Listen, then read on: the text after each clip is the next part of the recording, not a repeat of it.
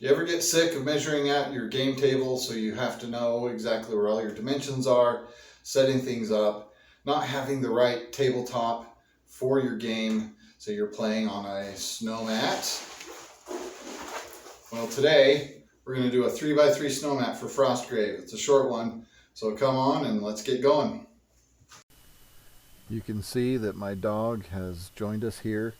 He likes to wrap himself up in any kind of laundry I put on the floor. But you're going to want to measure out about 4 feet of cloth here and mark it. I used a pencil here. Sorry for the shaky camera as well. I drew a line with my square so that I could have something to guide my scissors through it. It's nothing really highly technical here. It's just an attempt to keep it from getting too out of hand.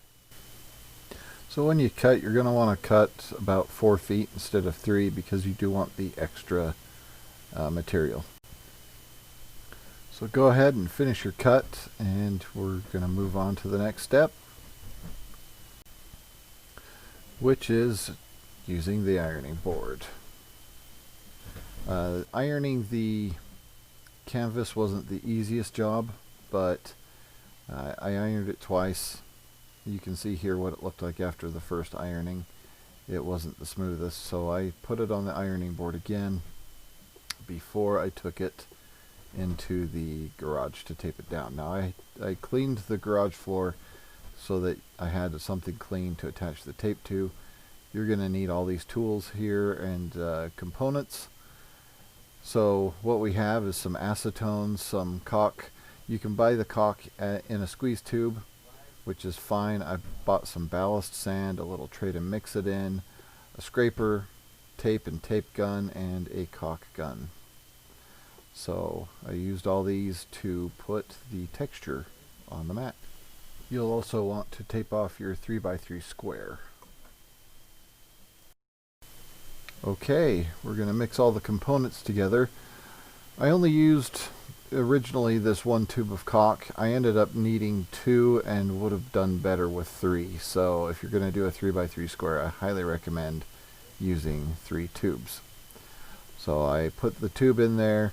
I added some of this ballast sand. The sand also ended up giving it some color, another reason to mix 3 tubes together at once. I used the acetone as a mixing medium to keep it from getting too thick. It helps to thin it out, and it made the project go much more smoothly. You can see that I stripped some of my wife's fall tablecloth there with the acetone, but that's what it looks like when it's all mixed up, and you'll want something about that consistency. So you'll take out what you need and start spreading it on the mat that you've got laid out here.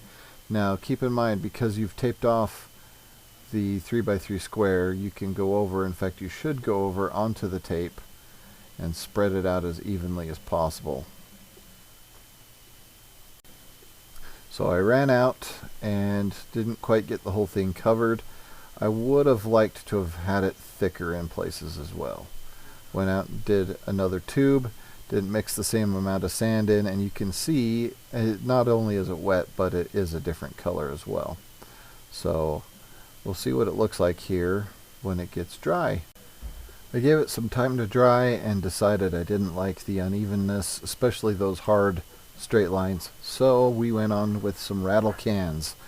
I like the rattle cans because they make the job pretty quick, and I didn't show myself painting it because I needed both hands for a lot of what I was doing, but that's the finished paint job that you can see there. I went pretty sparingly with the gray, so this part's pretty satisfying, I think. I like peeling off the tape, getting that nice hard line. You'll see some of it peels off unevenly though, so don't mind that too much because you are going to cut it down and put a nice edge on it with a blade. So you can see my one-handed cut here. It doesn't go so well, not very smooth. I used both hands after trying to film a little bit, and this is what it came out looking like. You've got the fraying on the edges, which you'll clean up easy enough. Just get your scissors and snip it off. But you can save a lot of money by making your own mat, and you can paint it up differently, whatever you need. That's the snow mat for Frostgrave. Thanks for watching, and we'll see you next time.